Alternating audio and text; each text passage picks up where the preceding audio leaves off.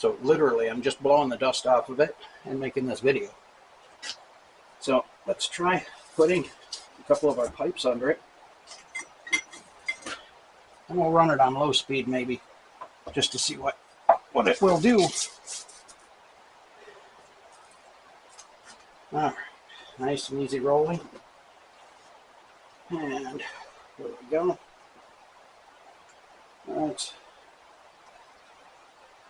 Let's do low speed first.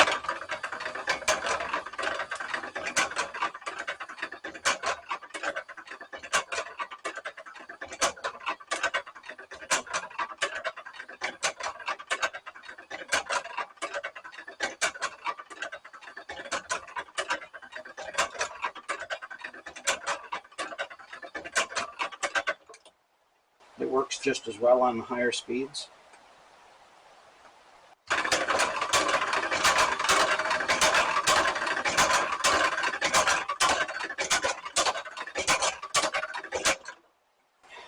And then the highest speed of all, it'll try and tip over.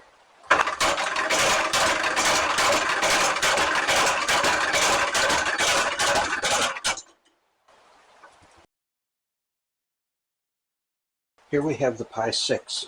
Now the PIETECH I can't run because I took the motors off of it. But what I want to take a look at is the quantified backlash coupler. It's actually the drive on this one, because the motors would run sprockets, and then the sprockets were doubled up to run the wheels. So this is the QBD, the very first one of its kind. And what we've got is this lower section is on bearings, and this upper section is on bearings. So they can move independently of one another, but only through the slot that's been cut in this piece of pipe. About this point, as it was running, it would speed up and do its thing. Of course, this one is still running at its normal speed, and as this one is slowed back down, this one is speeding up. That's really all there is to it. That way the pulses overlap, but the speeding up and slowing down of this wheel doesn't affect this one, and the speeding up and slowing down of this wheel doesn't affect this one.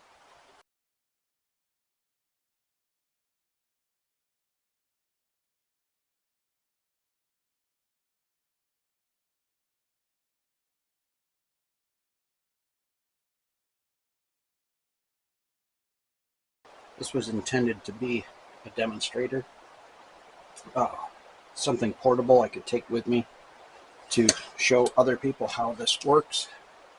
There's nothing magical and mystical about it. We have a belt-driven pulley set, and then we have the rotating assembly.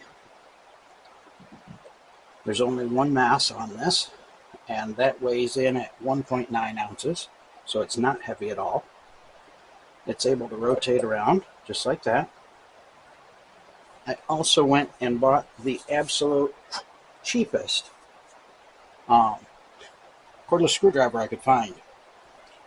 And that is what I use to power this. The wire is just to make it so that the switch will stay on. So here it is, the Pi Mini.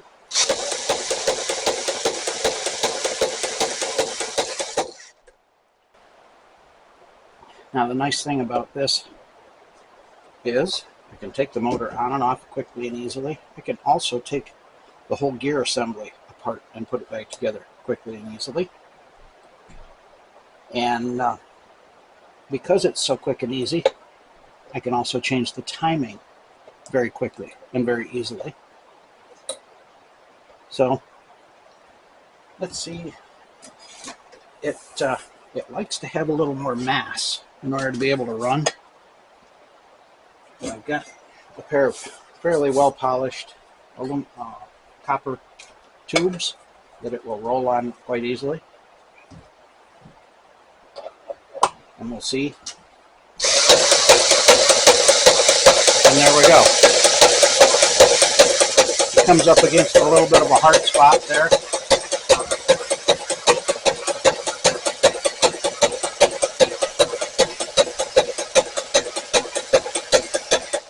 And it's made its way past it.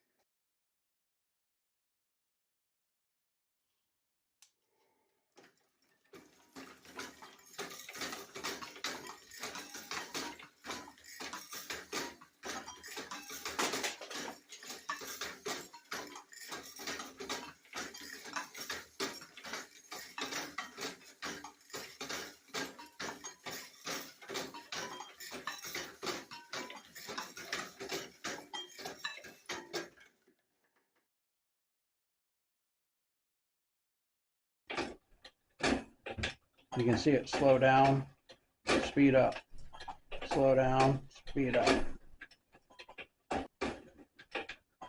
We can run it at a little bit higher speed and you can see the same thing happen.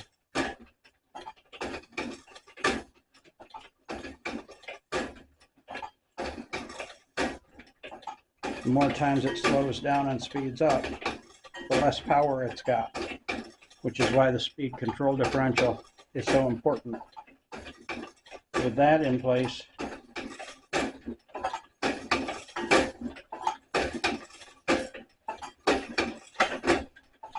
the slowdown happens later on, and now you can see it's trying to move on its own.